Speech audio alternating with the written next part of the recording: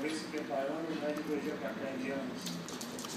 É chato perder jogadores no momento tão importante desse campeonato.